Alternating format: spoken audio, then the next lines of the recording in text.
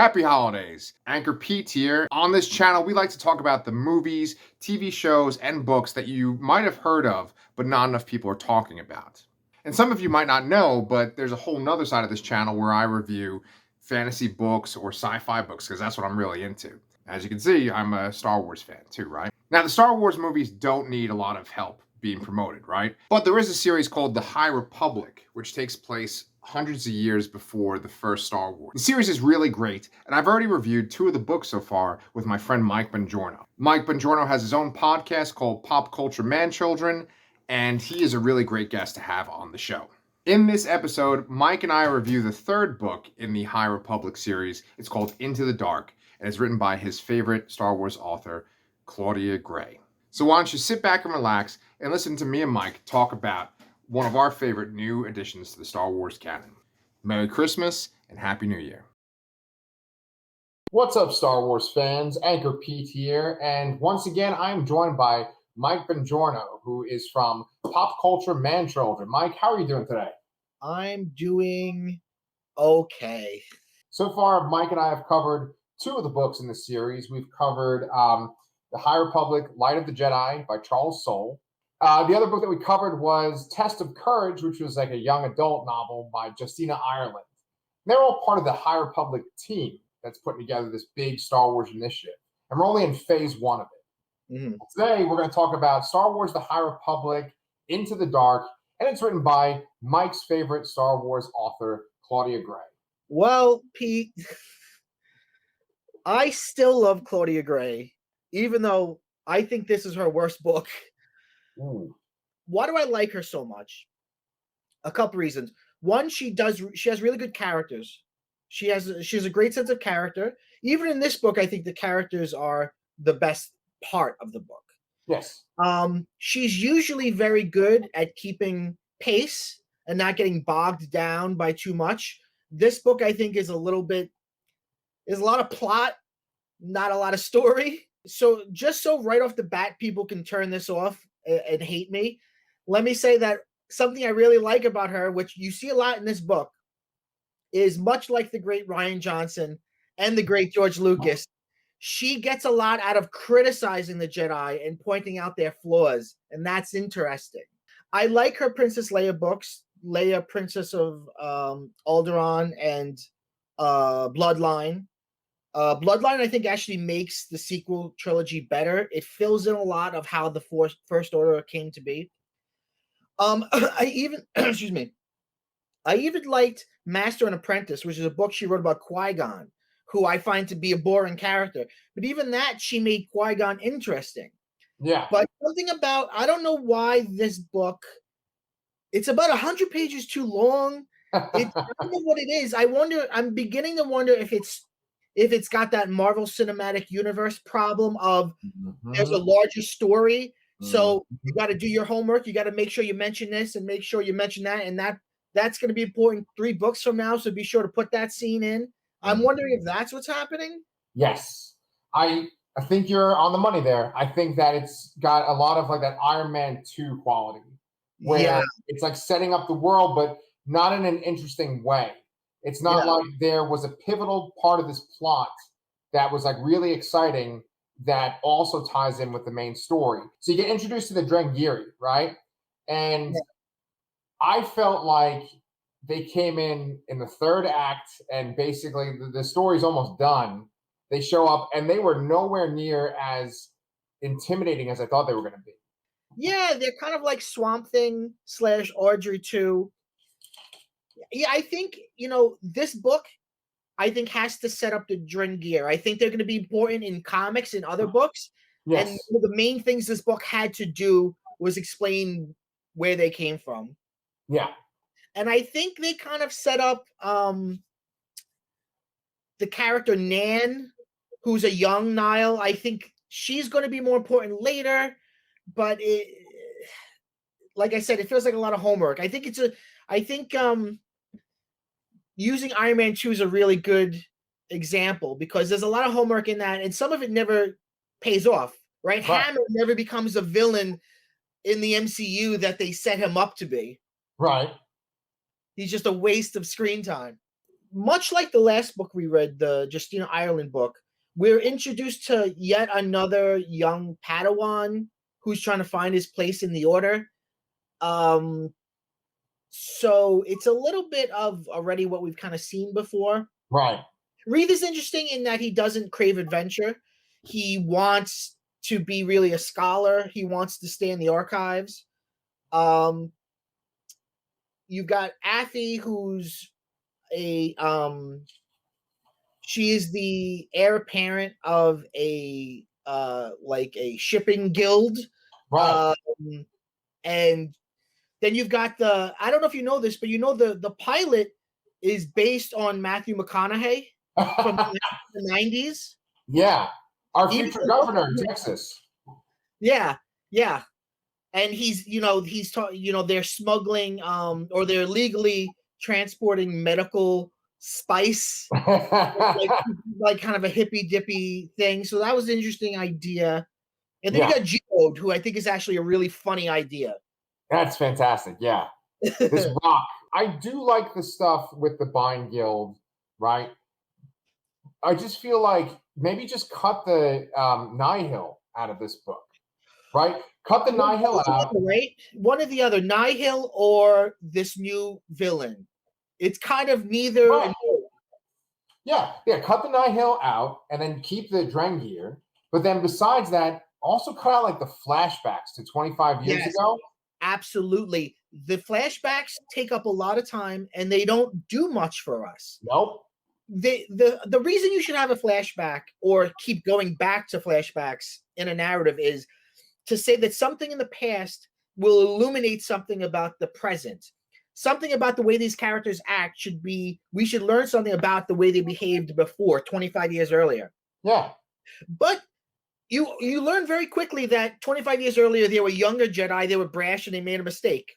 Yeah. That's it. You don't need to keep going back. And even if you do want to do it a little bit, they do it to the very end of the book. After the halfway point, when things really start to ramp up, you should forget the flashbacks. Really, I feel like we would lose almost nothing narratively if you remove those flashbacks. It's not making me understand the two older Jedi masters, Cormac Vitus and Orla Jarani. You're not understanding them more. You understand them pretty well just through their dialogue. They're very interesting characters. So seeing them young and screwing up is weird because I don't know. I don't know. I feel like everything that you're supposed to learn from those flashbacks, you learn from the present day scenes. Okay, well, let me ask you this. Like, besides this book, right, with Claudia Gray, has she really tackled Jedi before? I heard you said that she wrote a book about Qui-Gon and Obi-Wan. Yes. But in general, is her stuff mainly about like Leia and like post Jedi stuff, post Return of the Jedi? In mostly, but in the Qui-Gon book, she gets into what's wrong with the Jedi. She gets into how Obi-Wan wants to do everything by the book and how Qui-Gon is constantly always sort of disappointed by Obi-Wan because Obi-Wan won't listen to him because Qui-Gon is much more goes rogue and does his own thing. Right. There's something both in that book, Master and Apprentice, and this book, Into the Dark. They talk about sex. They even use the word sex, which is pretty tame, but for a Star Wars book, usually when they talk about the Jedi, they talk about love. But in this book, there are frank conversations about, can you have sex? Why do you have sex? And there's a scene in that other book where Qui-Gon goes and meets an old Jedi friend who kind of like went off the grid. And he like comes into his room in the morning. He's like in bed with some girl. And he's like, have you completely forgotten your Jedi oath? And the guy's kind of like, what's the point of not loving people? Like, it's stupid. Yes. Which is something that I think Lucas thought a lot about. It's something that Claudia Gray thinks a lot about. The whole saga would not happen. If Anakin could just date Padme, none of the bad shit would happen. Right? It's rules. What are the point of the rules? You know? Yes. That's so I think she's good at that. She's good at questioning those things. She is 100%. And, people can tell that we are in spoiler central. I'm jumping right to the end of the book to kind of tie into what you're saying. But at the very end, Reith has a conversation with Cormac, right? And Cormac says that the way that the Jedi look at the Force is that you could cut a fine line between the dark side and the light side, and you could easily separate them. He's like, who's to say that this thing, this living thing that's connected to everything, you could just easily divide into two halves? Incredible. Right. So I'll put, and it makes me think of the Star Wars saga in general, right? George Lucas has control over 6 out of 9 films, and they seem to have this trajectory. There's a path to Star Wars. And when we started to speculate about what was going to happen with the sequels, we always kind of thought that it was going to lead to like some kind of like gray Jedi. Yes. No Sith, no Jedi, something new. Rey was going to be something new. And boy, did they like fucking mutate that, you know? Right. Rian Johnson almost got us there. Right. And then they released the trailer to The Rise of Skywalker. And I remember thinking and talking to people and talking on my podcast about it, saying, oh, maybe it's called Rise of Skywalker because Skywalkers will be the name of the new thing. Like they're Sith, the Jedi, and now they're Skywalkers. And Skywalkers will accept both the good and the bad in them. You know, coming off of what Kylo says in The Last Jedi about forget the Jedi, forget the... So that's still a really interesting idea, especially because they constantly talk about balance. Balance. What does balance mean if you completely ignore the passionate side of you? So that's something I like about Claudia Gray, but, you know, she could have explored that more. And it's also weird because she explores it through Cormac, but Cormac's sort of counterpart is this character, Orla. And Orla is this thing that they call, I think it's Way Seeker. Way Seeker, okay. And it's basically, which I've never heard of before. I don't know if that's new in the canon or not. Basically, you're still officially a Jedi, but you're like almost on a sabbatical. You don't have to listen to what the Order tells you. You can give yourself your own assignments. It's really interesting, especially when you think about like what happens hundreds of years later with Ahsoka. Like Ahsoka leaves and just says, I'm not a Jedi anymore. But like, so was that not a rule anymore? Was that no longer a program that was in place that you could become a way seeker? It's really interesting. But even though she's a way seeker, it ends up being the other character who decides that he doesn't like the way that the Jedi are doing things. I think in the time of so-called peace where there's no Sith, I think what you see is that the Jedi is almost just like academia. They're really just scholars and stuff. There's a point where Reith is saying, oh, the really cool class that all the younglings want to take is lightsaber combat. But that's just for fun because no one would ever fight with a lightsaber. You would have to be fighting another Jedi. No one else but us has lightsabers.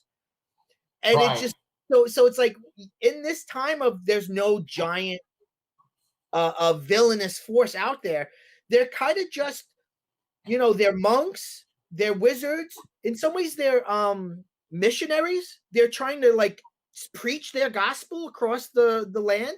It's really interesting what they are when there isn't an imminent threat. The Jedi kind of have like champagne problems, right? Like this is sort of a time when everything's going right in the galaxy, and it seems like the light side is benefiting.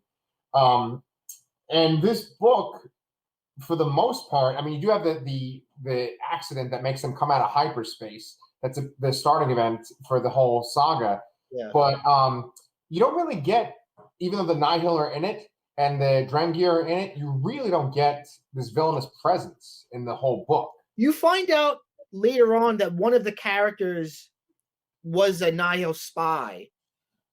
Man. But I have a problem with that because, and you wouldn't have this problem because you didn't read it, but if you read Master and Apprentice, the book we were just talking about, the Qui-Gon book, Claudia Gray has the exact same character, a young, precocious, interesting, cute girl who we trust. In the end, turns out she was a bad guy. And in that book, the character's name is Fanry. And in this book, her name is Nan. And I was reading it like, this is the same character. She's doing the same character. She can't be doing the same character again. Yeah. And then when she turns out to be a Nihil spy, I was like, she repeated the same character. And it also, to me, that felt like a retcon, because how can there be a little young Nihil? The Nihil's not a species. They're a group of basically mercenaries and thieves that make a gang. How can there be an old Nihil and like a young teenage girl Nihil? Like that doesn't make any. Nothing we've seen before has made any sense that would be in there. Yeah, I agree. My favorite scene in the book is when she gets captured by these guys in red scarves that are on the station. Yes. And Reith goes to confront them, and the guys aren't, because so many of these characters are not from the core worlds. They don't know about Jedi. They don't know about the Republic as much, but they definitely don't know about the Jedi. And like Reith whips out his lightsaber, and the guy's like, "Oh, what's that gonna do?" He doesn't even know what a lightsaber is gonna do. Right. And he just chops off his arm. I think that was probably my favorite sequence in the whole book. Right. That's actually a very cool scene because chaos sort of erupts because you've got all of these after the great disaster, which happened is in every one of these books. All of these different refugees, they're sort of locked out of hyperspace because of all the danger. So they're all kind of like lost or abandoned, and there's nothing nearby but this old abandoned space station. So all these refugees come, and a lot of them don't get along, and then the Jedi are there, and like you said, some of them have no idea, or they think they know. They're like, are you monks? Is it for real or not? And in that scene, when there's chaos, Cormac floats up and kind of like gets everybody to shut up by being like, look at me, I'm flying. And they're all kind of like scared shitless. And then he's like, that's not even that big a trick. It's pretty easy just to float, but it's very impressive looking. Yeah, well, so I mean, that kind of makes me think that so much of this book is we're going to take these characters, because you said that Claudia Gray's so good about her characters, right? Developing her characters. We're going to take these specific characters that she likes, and we're going to throw in all the elements of the High Republic. We're going to throw in the disaster. We're going to throw in the Drengir. We're going to throw in the Nihil. And you see them all from different points, but it's like they're little story beats that are thrown in, but like, what's the overarching story? And I think the overarching story is a bunch of characters that are stranded together on this station. And they even leave the station, and like it seems like, okay, the story's over, but then they have to come back. Right. And I think that what I would have liked, what would have made me enjoy this story more, is if you kind of played up the horror on the station with the Drengir and maybe made them more of like an immediate threat versus like that you leave and then you come back and then they're there, you know?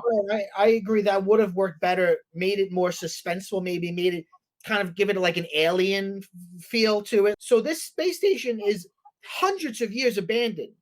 So it could have, and it's overgrown with all of this plant life and stuff. So they could have really leaned into mystery and horror, and they kind of don't.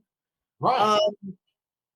And in the sense of whatever the larger overall story will be, we're not really that close to it. This book ends the exact same place that Light of the Jedi ends, which is at the opening of the Starlight Beacon, the big party of, hey, we did it.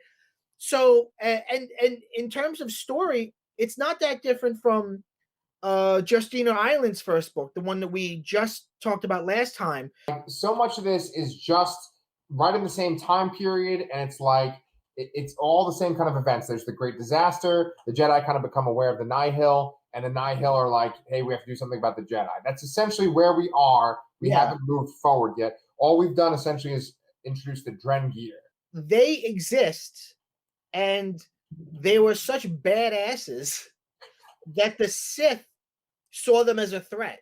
So the Sith sort of trapped them on that space station by putting these idols, these sort of magical totems there to keep them in place. And the Jedi in this book screw up because they accidentally think they feel the dark side energy, and they think, oh, it must be these idols. Let's take them off the ship. And then they realize the idols were not the dark side energy. The dark side energy was there. The idols were there to keep them at bay. Okay. And then they go back to try to bring the idols back to maybe try to contain them.